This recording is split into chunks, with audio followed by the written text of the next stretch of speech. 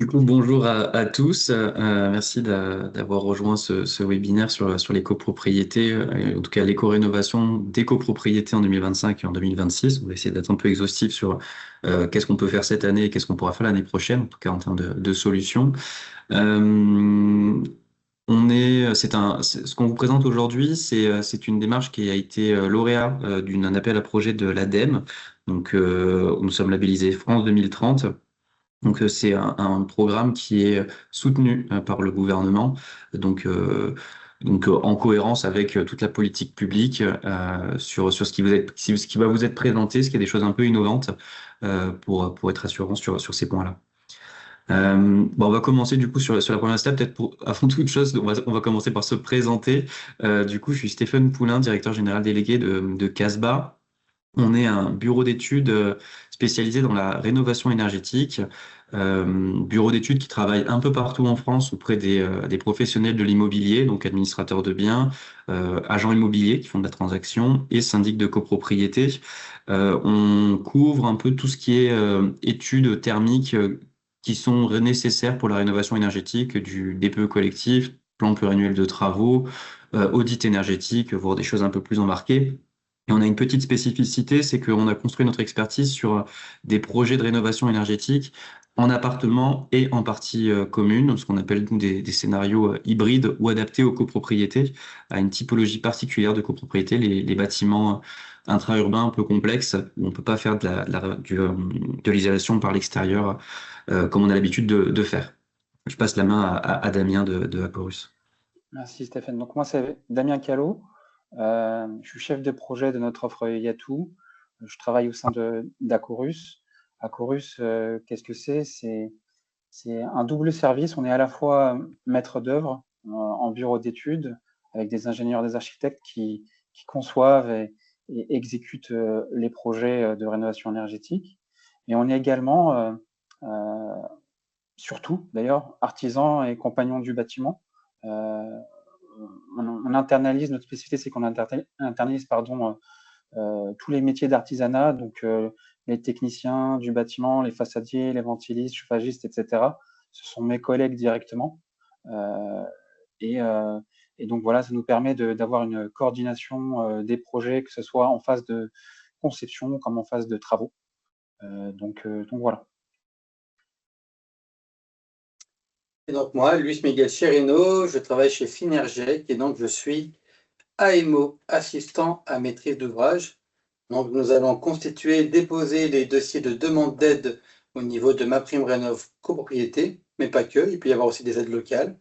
Et nous allons également, dans notre casquette d'AMO global, monter les aides, les prêts collectifs auprès des organismes bancaires avec le prêt avant subvention, les co-PTZ de collectif et éventuellement du prêt collectif au standard, si jamais ce n'est pas suffisant. Enchaînez. Je vais commencer par vous présenter un peu quelques chiffres sur le parc immobilier en France et notamment avec un focus sur les copropriétés, parce qu'elles sont très certainement représentatives des patrimoines que vous pouvez rencontrer en tant que professionnel dans l'immobilier.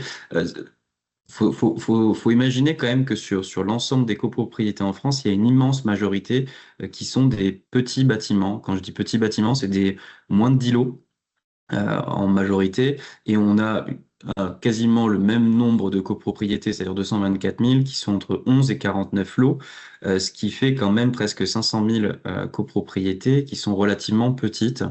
Euh, Quand on regarde, donc c'est 86%, le pourcentage exact, quand on fait un parallèle avec les sujets thermiques, les petites copropriétés, c'est souvent les plus délaissées, et en tout cas, c'est celles qui ont des performances moindres. Pourquoi? Parce qu'elles sont plus anciennes. On est sur des centres urbains, on est en ville, on est sur des ensembles plus petits. Donc, dès que les ensembles sont plus petits, les travaux sont souvent un peu plus complexes à réaliser aussi.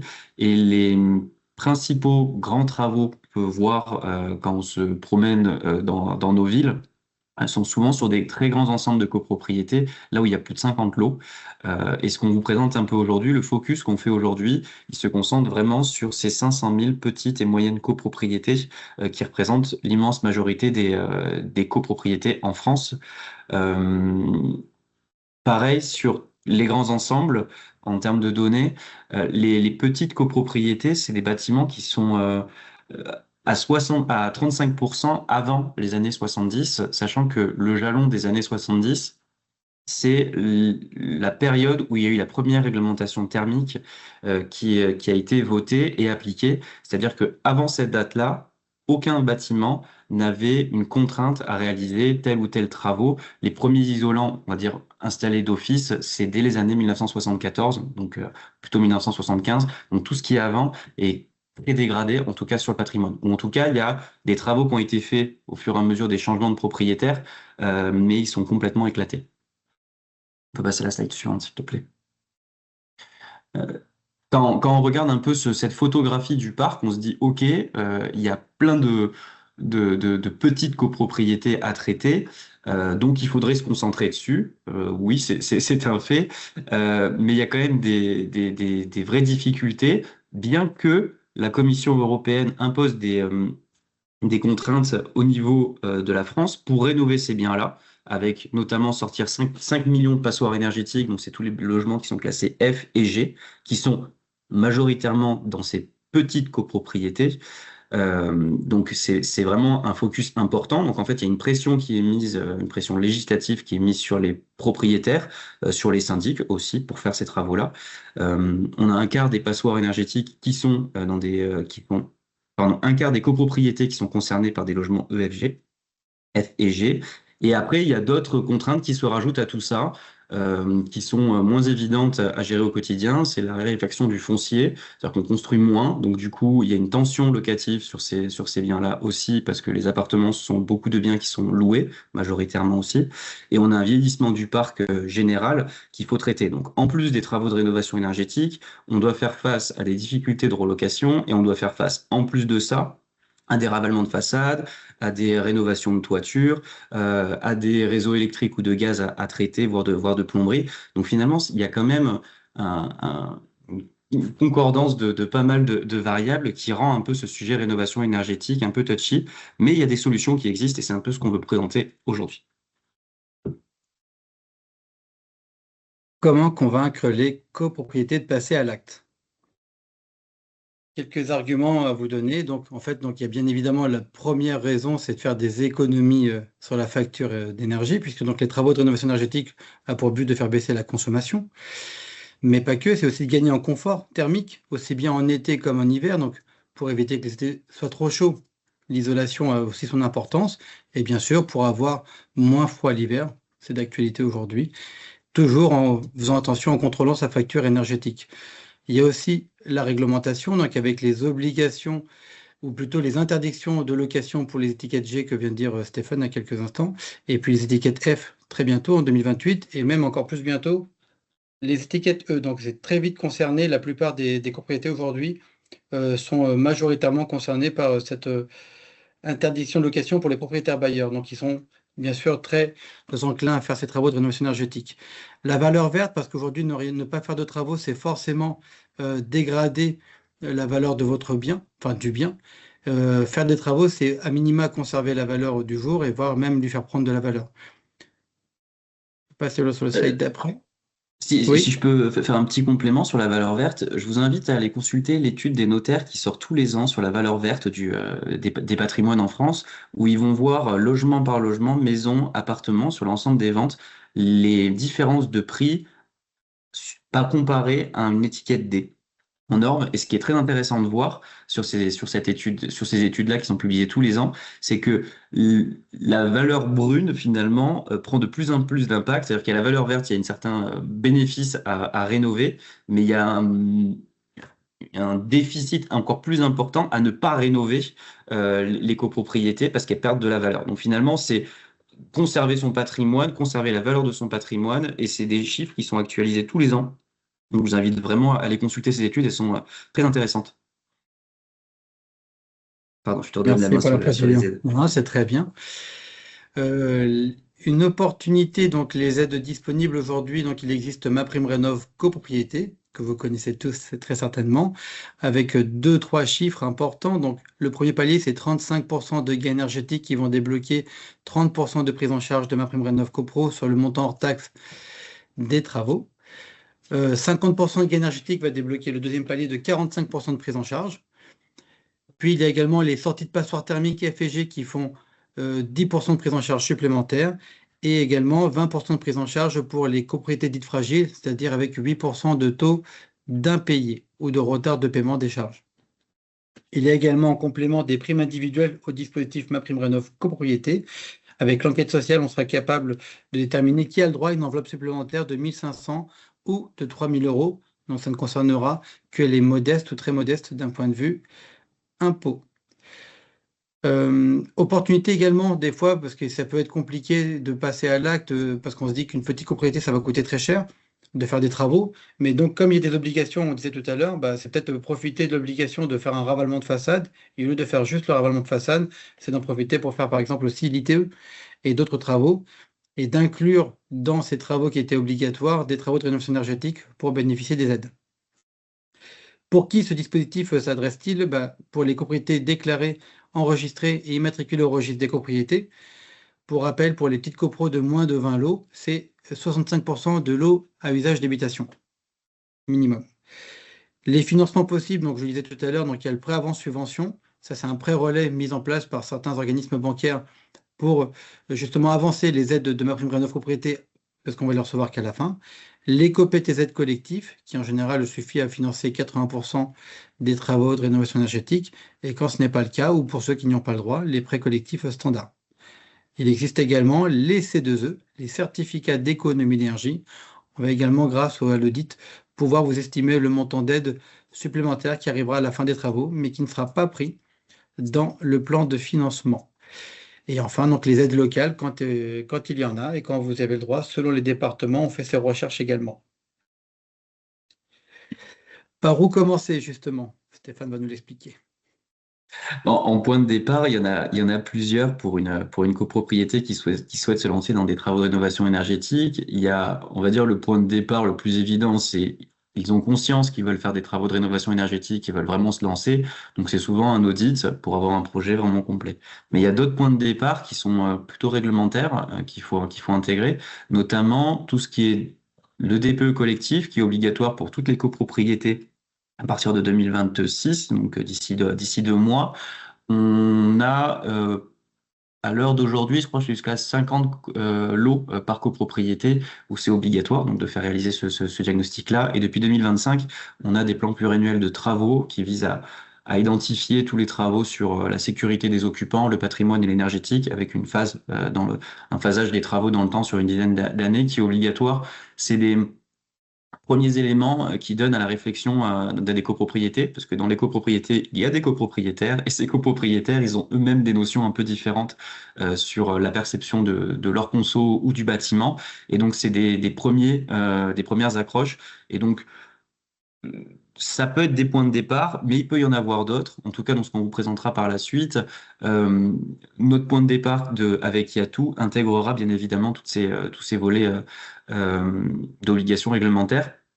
Par rapport au DTG, j'ai voulu le mettre parce que c'est souvent une demande qu'on nous fait ou une question qu'on nous pose en disant que le DTG est obligatoire. C'est pas le cas. Le diagnostic technique global, la différence par rapport au DPEC et plan pluriannuel de travaux, c'est qu'il intègre ces documents-là, mais il va un peu plus loin. Il va aller faire une revue financière de la copropriété. Il va faire aussi une revue architecturale de l'état de la copropriété. Il est souvent financé et subventionné, notamment sur la ville de Paris avec la PC. Mais c'est pas un document qui est obligatoire. On est vraiment sur, nous on appelle ça la grosse artillerie. C'est le pack complet avec vraiment tout qui est subventionné pour arriver à alléger un peu le coût. Donc les coûts sont nettement supérieurs. Mais ça peut être des points de départ aussi de projets, donc il faut les traiter comme tels. On a d'autres obligations qui sont du coup réglementaires, pardon. C'est l'AMO. Peut-être que Louis Miguel, tu vas en dire un peu plus sur Oui, l'AMO. tout à fait. Merci Stéphane. C'est que pour pouvoir bénéficier justement de ces aides, vous êtes obligé de passer par un AMO, donc un assistant à maîtrise d'ouvrage. Nous sommes référencés au niveau de l'ANA, donc on peut déposer les dossiers. Seul un AMO peut le faire. Et également, une autre information très importante, c'est que dès qu'on a 100 000 euros de travaux, il faut passer par un maître d'œuvre, une maîtrise d'œuvre, pardon. C'est obligatoire également. Donc nous, quand on va monter le dossier, on sera obligé de vérifier ces éléments-là. Merci Luis Miguel, alors tu parles d'AMO, de MOE, de maître d'œuvre, etc.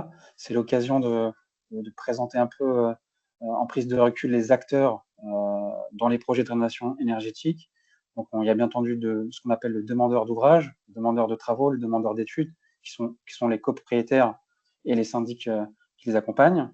On a l'AMO financier représenté ici par Luis Miguel et Synergiec. Le maître d'œuvre représenté par Acorus Ingénierie, qui s'occupe vraiment de la conception et souvent l'exécution du chantier du programme de travaux. On a également, bien entendu, tous les organismes de financement qui peuvent exister, notamment les banques pour les prêts. Ceux qui réalisent les travaux, j'en ai parlé en présentation, donc les artisans et compagnons du bâtiment, et représentés par Stéphane Ekasba, les bureaux d'études qui réalisent les études réglementaires ou non nécessaires à la conception de ces travaux. Ici, je voulais vous illustrer comment se déroule un projet de rénovation énergétique de façon entre guillemets classique. Ce qu'on peut voir, c'est que, sans trop aller dans le détail, c'est qu'il y a une multitude d'acteurs dont on a parlé ensemble. Ça prend un certain temps. C'est lié, bien entendu, à l'inertie qu'il peut y avoir en copropriété via les décisions officielles qui passent par des assemblées générales. Mais c'est aussi lié par cette complication de coordination de ces acteurs-là. S'il faut y nager à chaque fois pour décider avec quel acteur on doit partir, forcément, ça étale dans le temps les projets. Et c'est ça qu'on souhaite, nous, faciliter grâce à Yatou et qu'on verra ensemble dans le détail par la suite. On va pas trop aller dans les enjeux et les freins de ce que je viens de dire, mais on vous enverra la présentation et comme ça, vous pourrez lire tranquillement de votre côté vraiment si on peut synthétiser les enjeux et les freins de la rénovation énergétique classique qu'on connaît tous. Donc aujourd'hui, pour un peu récapituler Yatou sur ce que c'est une 3 promesses, Yatou. C'est la première promesse qui est de simplifier les échanges avec cet interlocuteur unique. Moi-même qui suis chef de projet, je coordonne tous les professionnels qui agissent durant ces projets-là. Ça permet de simplifier les échanges, de rassurer les syndics et les copropriétés, dans le sens où ils n'ont qu'un seul numéro de téléphone, une seule adresse mail à contacter, et pas avoir une inertie de réponse qui peut décaler les projets. La deuxième promesse, c'est ce que vous avez un peu parlé, Luis Miguel, c'est vraiment de sécuriser les financements, que ce soit en étape de conception comme en étape de réalisation des travaux. Il y a des jalons à ne pas manquer pour obtenir ces financements, avant signature de devis, après réalisation des PV d'AG, après réalisation des factures d'études ou de travaux, que ce soit sur de l'instruction financière administrative ou aller chercher ces financements. Ça permet vraiment de se projeter facilement pour les copropriétaires. Et la troisième promesse, qui est vraiment en fait de raccourcir ce délai. Tout à l'heure, je vous ai dit que c'était en moyenne à peu près en 4 ans. Nous, on n'aime pas trop parler en termes d'années. C'est à la copro de décider. Mais on est capable aujourd'hui de faire ce travail-là en 2 assemblées générales. Une assemblée générale qui va lancer les études et une autre qui va lancer les travaux. Donc, pour rentrer dans le vif du sujet, comment se déroule une mission Yatou une fois que la première assemblée générale de conception est votée, la première fois que la copropriété nous fait confiance? C'est assez simple et succinct dans son historique, c'est-à-dire que, bien entendu, lancer la mission, va identifier ensemble les besoins uniques de la copropriété, des copropriétaires, de l'immeuble, étudier toutes les contraintes et établir ensemble un objectif. Est-ce que c'est un objectif de ce qu'on a vu avant ensemble avec Luis Miguel, par exemple, de vraiment viser la valeur verte du bien et donc de faire en sorte d'avoir une meilleure rentabilité sur le projet? Est-ce que c'est des sujets de confort? Et donc, il faut vraiment faire en sorte que les copropriétaires ne soient pas dans des situations où ils ont froid, où ils ont trop chaud, ou c'est peut être un peu de tous, tout simplement, sur ces objectifs. Une fois que c'est lancé, on va passer en étape d'avant-projet. L'avant-projet, on va regarder dans le détail tout à l'heure, mais c'est vraiment établir les premiers résultats de ces études-là. Donc, il faut visiter les lieux, il faut mettre en place ces études réglementaires ou non pour avoir du contenu thermique, du contenu architectural pour établir une conception. Une fois qu'on présente ça aux copropriétaires et qu'ils nous donnent leur feu vert sur un programme de travaux, on va finaliser ces études, ce qui va permettre ensemble de construire un cahier des charges qui va permettre de solliciter les artisans derrière. Ce cahier des charges, on va le personnaliser pour la copropriété. Ça va permettre de faire une réunion ensemble, une restitution de préparation à cette assemblée générale de travaux qui va permettre, au moment de ce vote, d'être serein dans son vote et de ne pas se retrouver dans une surprise de on ne sait pas encore quel est le programme de travaux qu'on va réaliser, on ne sait pas sur ce quoi on va voter, sur combien ça va nous coûter. Donc voilà. Donc je ne sais pas si Luis Miguel ou peut-être Stephen, vous voulez un peu interagir sur les aspects de vos missions durant cette étape. Oui, merci. Parallèlement, donc pendant toutes ces études de la part de Damien, et aussi certainement de Casbah, donc moi, il va me consulter, puis je pourrais lui donner les informations financières justement, avec selon tel type de scénario et tel gain énergétique, les montants de prise en charge, les éventuels prêts collectifs, et donc déjà une idée sur les mensualités. Bien sûr, tout ça sera peaufiné au fur et à mesure avec votre décision sur le scénario à choisir. Et on contribue également on aide à la convocation, à l'écriture de la convocation d'AG pour que ce dernier document soit propre et nickel chrome pour que vous puissiez pour qu'on puisse déposer le dossier auprès de l'ANA et auprès des banques pour que ce soit accepté du premier coup. Donc voilà, l'intérêt d'avoir Damien, c'est justement c'est lui qui centralise tout et après il nous sollicite pour que nous on lui revienne très vite.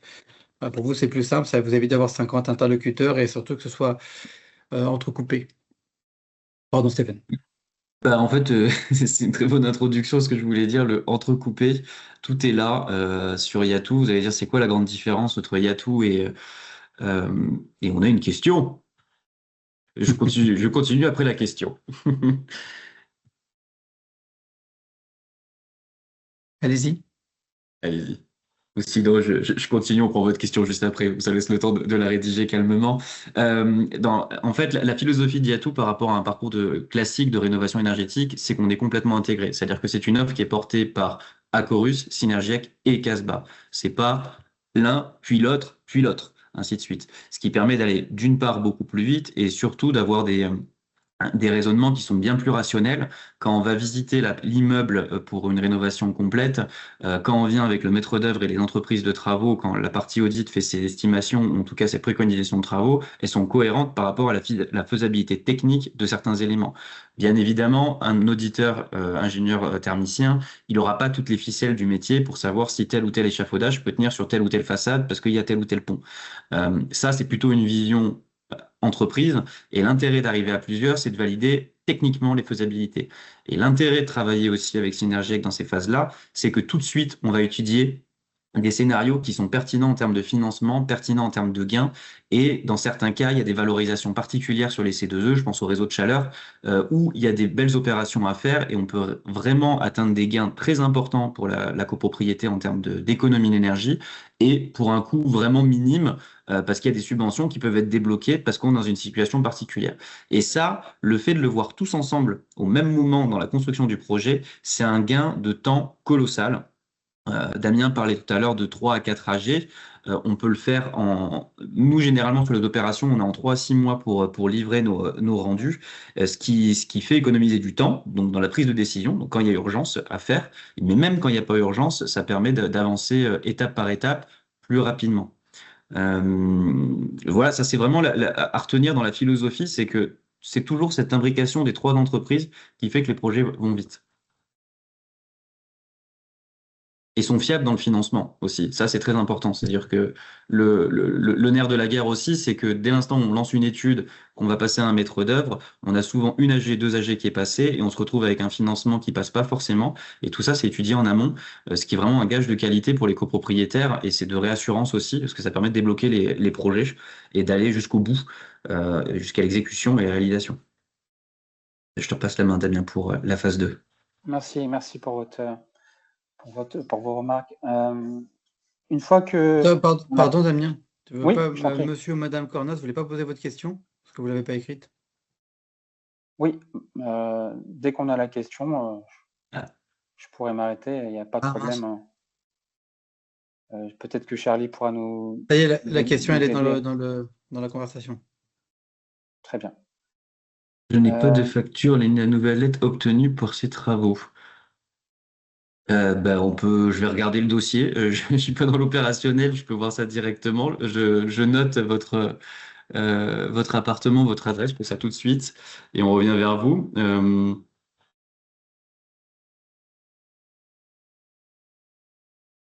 y a une suite de questions. Pas de souci. Normalement, votre gestionnaire a toutes les informations qui vont bien. On revient vers vous dans la journée avec ces éléments-là. Je pense que c'est simplement, ça n'a pas été transmis par votre gestionnaire. Mais on revient dans la journée, sans faute. Je vous en prie. Merci bien. Dans ce cas-là, une fois qu'on a accompagné la copropriété à ce vote de travaux et que la confiance est renouvelée, on passe en étape 2 du projet, l'étape de concrétisation du programme, la réalisation des travaux. Il y a des étapes, il y a des jalons, bien entendu, ici, vis-à-vis du financement. J'en ai parlé tout à l'heure. Luis Miguel pourra rebondir. Il faut déclarer les chantiers avant la signature de devis, une fois que vous avez fait votre assemblée générale et que tout est carré, entre guillemets, sur la partie administrative. Moi, ce que je veux vous dire, c'est que d'un point de vue opérationnel, on va profiter de ce temps-là, une fois les devis signés, bien entendu, pour préparer le chantier, les bases de vie des compagnons, déclarer, bien entendu, et prédéclarer les travaux aux organismes d'urbanisme des communes. Souvent, il faut bloquer certaines voiries, des choses comme ça, pour permettre de faire des travaux de façon tranquille, accompagné par tous les bons organismes qu'il faut. On va lancer les travaux. Ensuite, en fonction des travaux, ça prendra un certain temps. Ce qui prend le plus de temps, souvent, ce sont les travaux liés à l'enveloppe des bâtiments, car il faut le faire dans certaines périodes. En hiver, par exemple, quand il pleut beaucoup, c'est très compliqué d'isoler les façades. Il faut protéger, ça prend un peu plus de temps. Donc voilà. Et bien entendu, ce qui est intéressant aussi dans le parcours, c'est qu'une fois ces travaux terminés, la facturation terminée et que tout va bien, les versements des subventions sont réalisés, qu'il ne vous manque plus qu'à payer les mensualités, entre guillemets, de ces travaux-là. Je vous accompagne après ces travaux également, si vous le souhaitez, bien entendu, avec une pédagogie, une sensibilisation sur les nouveaux équipements installés, avec des contraintes de maintenance, par exemple sur des systèmes de chauffage nouveaux ou des choses comme ça. En fonction de votre besoin, en fonction de besoin de la copropriété, on sera en capacité de vous proposer des solutions sur cet accompagnement post-travaux. J'enchaîne. Juste après l'AG travaux, donc une fois que vous avez choisi le scénario justement et que les devis ont été validés, donc nous on va pouvoir mettre à jour notre plan de financement individuel auprès de chaque copropriétaire. Une fois que c'est accepté, on va faire le dépôt du dossier au niveau de MaPrimeRénov' copropriété et on va également lancer le recensement. Le recensement, c'est vérifier qui veut adhérer à un prêt collectif ou pas. On fait les deux opérations en parallèle parce que nous, il y a deux délais qu'on va pouvoir à peu près maîtriser. C'est justement notre délai de travail sur les plans de financement et le dépôt. Mais après, les délais de traitement de MaPrimeRénov' Copro et de l'ANA et le délai de traitement de la banque, on ne les maîtrise pas. Donc nous, on va pouvoir se dépêcher que sur notre partie. Une fois qu'on a la notification de l'ANA, on vous transmet l'information, on la donne également à Corus. C'est à ce moment-là que ça déclenche les travaux. Une fois que les travaux sont terminés, donc après, je reviens encore dans la partie, on va récupérer toutes les factures pour pouvoir déposer le dossier de demande de paiement auprès de l'ANA qui va débloquer le remboursement, enfin les subventions de MaPrimeRénov' copropriété qui seront virées sur le compte travaux dédié que vous aurez ouvert au préalable. Voilà pour la partie financement sur la phase 2. Ce qui est intéressant ici, c'est qu'on illustre bien un peu malheureusement peut-être, la complexité, en tout cas le nombre d'interactions qu'il peut y avoir ou le nombre de documents qui peuvent être nécessaires pour la rénovation d'une copropriété, que ce soit sur la partie travaux. Sur la partie financement, il y a beaucoup de micro-actions à plein d'étapes particulières et à certains moments, il ne faut pas du tout rater le coche où c'est des laps de temps qui sont relativement courts. Et un peu toute la philosophie d'Yatou, elle repose là-dedans. C'est la coordination qui est assez difficile quand, en tant que gestionnaire de copropriété, vous devez tout gérer tout seul. Donc ça veut dire que toutes les étapes et tous les jalons, c'est à vous de les gérer, c'est à vous de les identifier, souvent de relancer les entreprises derrière aussi pour que ça se passe. Et la promesse de Yatou, c'est un chef de projet qui était présenté au départ. Damien, il est un de ces chefs de projet et c'est lui qui chapeaute l'intégralité du projet. Donc, c'est-à-dire que c'est lui, toutes les informations vont passer par Damien ou un autre chef de projet Yatou afin de coordonner tous ces acteurs, toutes ces demandes de documents et que le schéma soit le plus fluide possible sans vous alourdir la tâche. L'idée vraiment d'une rénovation énergétique actuellement, c'est beaucoup de travail supplémentaire pour un gestionnaire de copropriété. C'est même une montagne de travail en plus du travail qui est déjà fait et sur toutes les différentes copropriétés qui sont gérées. C'est pas pour vous en rajouter. Donc du coup, on a tout conçu ce service autour de la simplicité vraiment pour le gestionnaire et les copropriétaires.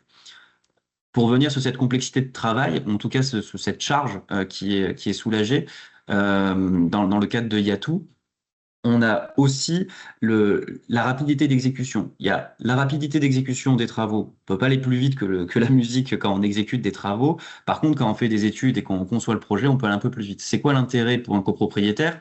C'est de pas s'enliser dans un projet qui va prendre 4 ans et qui ne va pas forcément aboutir. C'est très déceptif aussi en disant, bah, dans ma copropriété, ça fait 4 ans que je m'investis et au bout de 4 ans, eh bien, on n'a pas réussi à aller jusqu'au bout et on n'a pas fait d'AG parce que, enfin, on n'a pas pris de décision parce que, bah oui, forcément, c'est long. Donc, du coup, il y a des mutations au sein des occupations des bâtiments. Et donc, on peut se retrouver avec un copropriétaire qui a plus du tout envie de payer ou qui n'avait pas prévu. Enfin, il y a plein de choses qui peuvent se passer. Et donc, il y a une nécessité d'aller vite. Et cette nécessité d'aller vite, elle est aussi primordiale pour les gestionnaires de copropriété parce que les honoraires de suivi, parce que vous travaillez quand même dans le cadre de ces opérations-là, il y a des honoraires travaux qui sont payés à la fin des opérations. Donc, il faut vraiment éviter la perte de copropriété quand on a fait nos études, de faire le plan pluriannuel de travaux, depuis l'audit, puis la consultation du maître d'œuvre, puis la MO, puis les travaux, ainsi de suite. Enfin, en compilant tout, on va vite, on simplifie le boulot du gestionnaire, on simplifie la vie des copropriétaires et on rénove mieux finalement et certainement moins cher. On va vous montrer un exemple aussi. Vous devez vous dire en parlant de moins cher que ça coûte cher tout ça. De tout mettre ensemble, forcément, ça coûte cher. Le All Inclusive, quand on va au Club Med, c'est plus cher que ailleurs. Eh bien, c'est une bonne remarque, mais elle est incorrecte. Parce qu'en fait, on s'est rendu compte en créant ce projet et en le présentant à l'ADEME qu'on intégrait tous des surcoûts à nos prestations parce qu'on sait qu'on a des interactions qui sont à multiples reprises, qu'on maîtrise pas forcément. On sait qu'on va devoir passer avec le maître d'œuvre beaucoup de temps à lui expliquer notre projet, en tout cas en tant qu'auditeur, notre projet de rénovation énergétique, où il va remettre en question nos hypothèses. Alors que ce temps-là, si on l'avait passé ensemble initialement, bah, on l'aurait passé une fois, pas 3 fois, et on serait mis d'accord tout de suite, ce qui est le cas. Et donc finalement, on a des gains commerciaux qu'on déduit de nos prestations, qui fait que la prestation Yatou, je vous invite à, si vous avez des copropriétés avec des rénovations en cours ou des projets de rénovation, de nous consulter. Vous serez très surpris de la proposition qui est faite. En mettant bout à bout, on est souvent moins cher que d'autres prestataires pour aller plus vite. Des experts engagés, donc ça c'est les avantages de Yatou bien évidemment. En termes de disponibilité, pareil, le chef de projet est primordial avec le rôle de Damien pour fluidifier l'intégralité des échanges.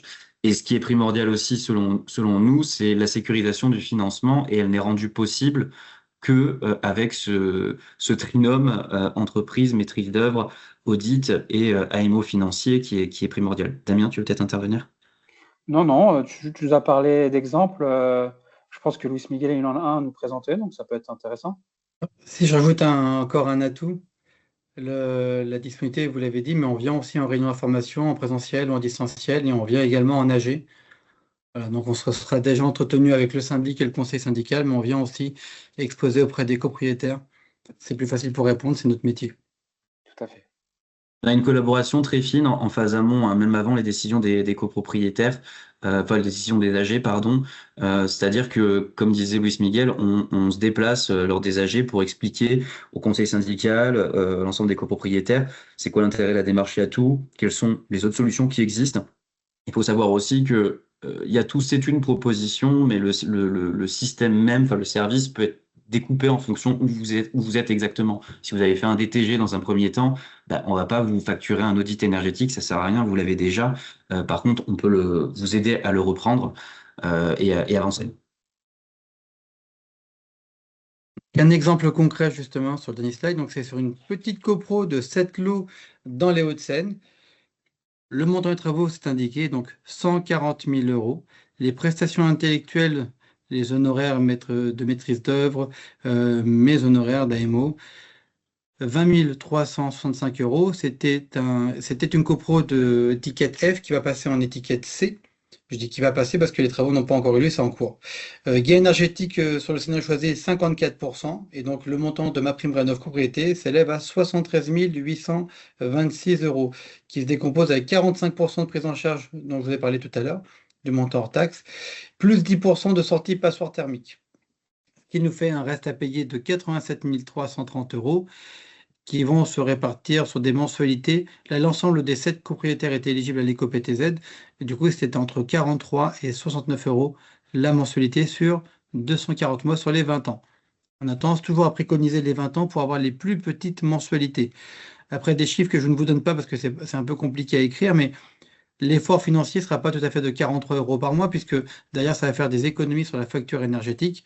Et donc, potentiellement, ça fera moins, enfin, c'est pas potentiellement, c'est sûr d'ailleurs, ça va faire moins à débourser tous les mois, puisque le but, encore une fois, des travaux de rénovation énergétique, c'est de faire baisser la facture. Il y a à peu près un équilibre de manière générale entre les économies d'énergie réalisées et les financements complémentaires, ce qui fait que en changeant pas grand-chose sur son budget, voire en payant un peu moins en global, on a plus de confort, une valorisation du patrimoine et une meilleure qualité de vie dans ces logements-là. Ça, c'est l'exemple d'une copropriété donc, pour lequel on a déposé le dossier de demande d'aide, on a obtenu la notification, on a obtenu le go de la banque, et donc voilà, les travaux sont prévus incessamment sous peu. Donc, c'est un cas concret. On parlait Voilà pour tout la à l'heure présentation. Oui. en introduction sur 2025 et 2026, peut-être parler un peu de ma prime rénov copropriété. Alors, on n'a pas de boule de cristal pour savoir si ma prime rénov copropriété comment sera reconduit. En tout cas, les éléments qu'on a pour l'instant, il y a une reconduction du budget copropriété qui est sécurisé, parce que c'est vraiment un enjeu prioritaire et en plus c'est le plus efficace, en tout cas sur le budget de l'État. Donc, il y a d'immenses chances que ça soit reconduit dans les conditions actuelles ou avec très peu de changements. Donc, ce qui est assez rassurant. C'est pas le même sujet, par contre, pour ma prime rénov. Tout simple pour les logements individuels, où effectivement là c'est un peu plus mouvant, mais sur le budget copropriété, normalement il n'y a pas d'inquiétude à avoir et tout est pérenne. Je confirme.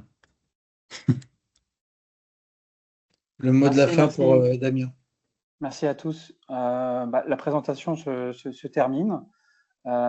Si vous souhaitez nous contacter, n'hésitez pas à m'envoyer un mail directement, damiencailloux@groupeacorus.fr.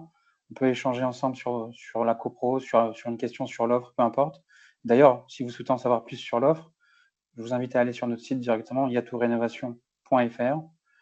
Et si vous en avez, on est tout oui pour vos questions.